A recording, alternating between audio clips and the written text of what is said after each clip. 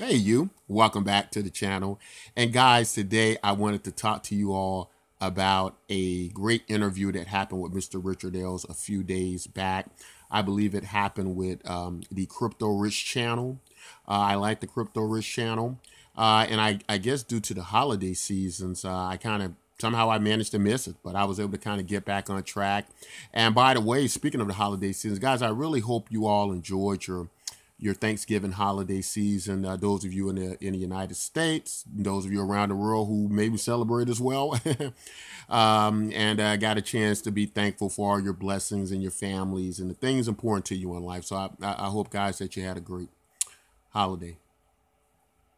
But what I noticed about this interview, guys, was that it was some kind of, I guess you could say they were kind of tough questions a little bit that were asked, but I really liked how Richard Ailes answered the questions, and it kind of just opened my mind to many things. And I want to talk to you all a little bit about that today. So, one of the questions that was asked in the interview was, uh, it went along the lines of this huge fan base that Electroneum has. Why does Electroneum have this huge fan base? And then he went on to say something about, yeah, you got this huge fan base, but you don't have the big token holders. So it was almost kind of like he was saying something along the lines of, maybe the fan base isn't putting their money where their mouth is. And so there are a lot of registered Electroneum users, and I think that maybe possibly it might not be so much that the fan base isn't putting their money where their mouth is. Maybe a lot are buying as much Electroneum as they can, but I do think Electroneum does call out to the people and relate more to the people. And the average Joes don't always carry a lot of money, but I think what's important when everybody's holding your cryptocurrency and sees value in it, overall, that's going to bring a lot of value back to your coin. The economic engine generally lies in the average Joes and the more middle groups, if you will, and not always just these huge investors and things like that. But so he went on to say that they talked a little bit about what's so special about Electron, and I think these are important questions because a lot of the critics and the CEOs during the interview, they were listening, and everybody wanted to know what's the success behind Electron and why does it work. Because I think sometimes especially when you're a developer, and a lot of these other CEOs were developers with great ideas and great coins that aren't in the same area or industry of Electroneum, but many of them are still pushing towards mass adoption. And I can kind of tell that where it comes to the marketing aspects of it, and marketing is expensive, and so that's understandable. But maybe some of them maybe weren't quite in touch with a lot of marketing aspects of the cryptocurrency, and because Richard Ailes, has this pedigree of marketing with him, it's much easier, I think, for him to see the importance of marketing. But here's the important thing. This is what I want to bring out. What I got out of this is when they were saying, "Oh, what's so special about Electroneum? You're a fork of Monero. You know what I mean? You just copied Monero software, and you basically kind of tweaked it to, and whatnot, right?" So basically, the idea behind, the questioning and, what was so special about Electroneum was, basically going towards as to say, well, any coin could have did. There's countless coins that are payment systems and going for mass adoption. What's going on with you guys? And this is how I liked how Mr. Richard Ailes answered. This was the key to this. And, I think it's very important that everybody in the cryptocurrency space could have heard this and got an idea about what this was. Richard Ailes didn't try to make Electroneum sound like this super great coin that's better than every other cryptocurrency in any aspect, really. The only thing he did, really, which I thought was a good way to approach this, an excellent way to deal with this, is all he said was, we were one of the first coins out of the gate to find a way to package this in a way that it relates to the user, right? Make it user friendly, make it very simple. He went to the user experience, much like Steve Jobs' concept was in dealing with Apple, right? So he started from, when the people get this in their hands, when the average person gets this in their hands, how are they going to relate to this, right? They're not going to see from the eyes of a developer. And so it also brings me much to the attention of, maybe some of you know this happens in business, but in companies, in industry. But when products are created and they're designed by an engineer and they're ready to be marketed, right? Put out on the market, there generally is another department that comes in, and the encasings, how these things are encased, the ergonomics of it, if they want it to be this sexy design to it, that's a completely different department handling that outside the engineering department, right? In other words, the engineers don't do all the mechanics and the wiring and the software and the hardware and then go, okay, now let's build this sexy case for it. No, after they got that part done, they go and do all those things because they know that's going to be important when it hits those shelves, right? When it's sold on the market. But here's the important thing. Here's what's key about that. They have to work together, right? You can't have one without the other. If they could have one without the other, they wouldn't even invest the extra dollars in those departments to have them come forward and do all these designs and do all of these ergonomic designs and do all these sexy designs and all these appearances that make you want to buy the products. What I'm trying to say is Richard Ailes addressed them in a way to let them know there is an extra component to this thing, right? That you do have to have that department that creates and make this product usable by the public, attractive to the public, and relatable to the public. Now, it kind of also reminds me of what happened with when I was a kid growing up. You have these commercials that just get stuck in your head and the reason they get stuck in your head is because they just come on all the time. They've just put so much money into marketing. You can't get through a television program without seeing these commercials and advertisements.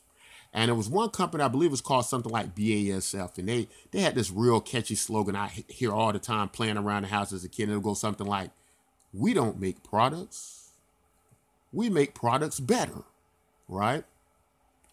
And making products better, making them more user-friendly, those things are, in some cases, almost as important as the development of the project, right?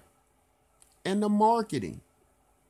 So, then they talked about, well, if this coin can do all these various things, and this is great, is it, basically they were leading it to, well, is this going to be a Bitcoin replacement? Like, I got a message the other day where somebody messaged me and they were saying, I think they commented on a video, and they were saying something to the effect of, well, we don't need anything, but I was talking about Bitcoin and the issues with Bitcoin.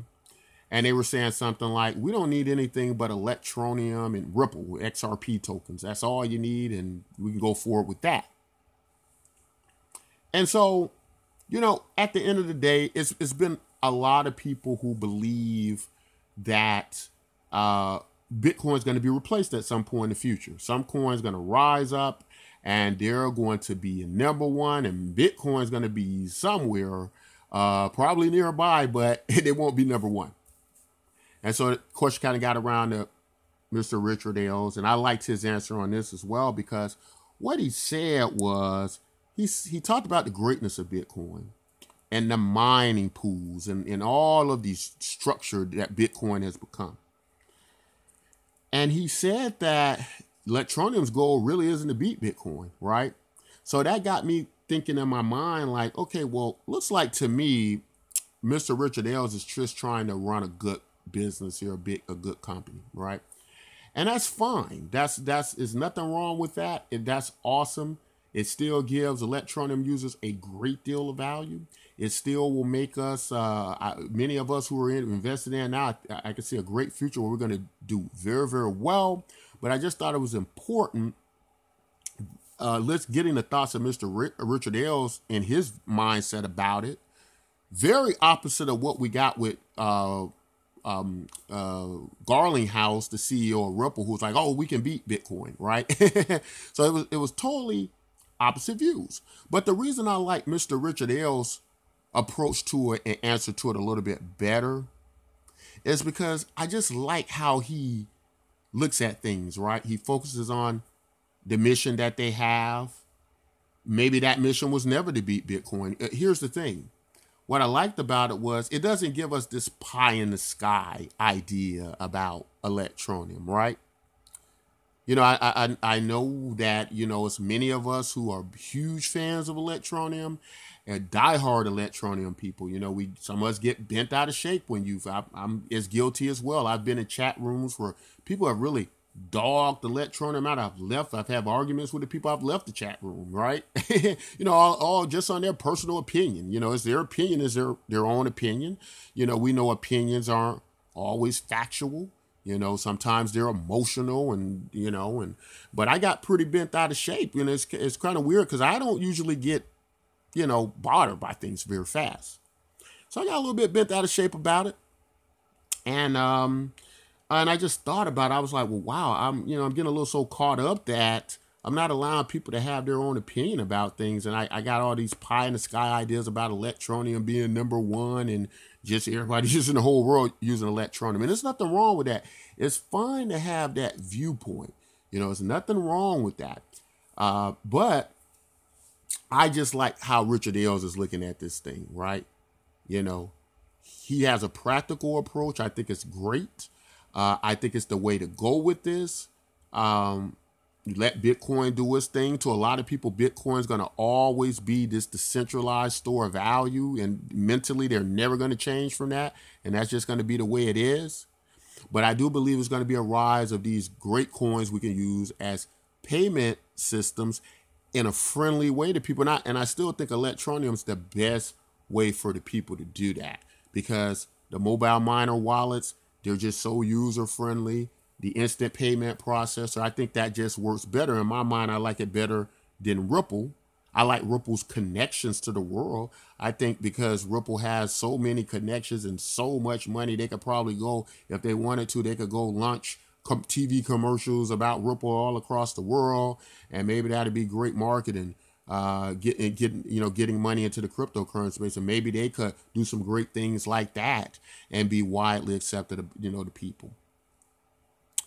But I like how Richard Ailes looks at Electroneum. I think it's a practical approach. I think it's that's the kind of CEO I want to be invested in and be involved with a project with like that. I don't want a pie in the sky CEO. I don't want a Brad Garlinghouse, right? I don't want to see, and that's nothing bad about Ripple, but like I say, Ripple's gonna always have its share of supporters and its share of people just severely against it, right? And Ripple's gonna carry that stigma for all of his days, right? And so Electroneum, I think, won't have that problem. They probably, I could see Electroneum easily being accepted as the people's payment option, right? Especially with the instant payment processor and the ecosystem it's creating. And these are all good things. And we can have that with it sitting right next to Bitcoin. Whether it beats Bitcoin or not, I don't think that's necessarily important. Doesn't seem important to Mr. Richard Ailes, yet he still has a good business and a good token, and he sees that going forward. Um, Last part had to do with the importance, I think, of a fan base. They talked about fan bases a lot, and you can see other, tokens in the, in the thing, and they, obviously everybody wants to mass adopt to a great degree, and so getting that fan base is very important. But just marketing is expensive, right? It costs a lot of money. Unless you know how to do it well, and you can find, if you're marketing geniuses, you can find ways to cut a lot of costs in marketing and have an effective way to reach your base. But if you do not know, if you don't have a background in marketing, if you maybe are a developer who decided you should be a CEO and run a business and at the same time create a cryptocurrency that mass adopts, you might, not have as much success in that area as some others who have a background in that.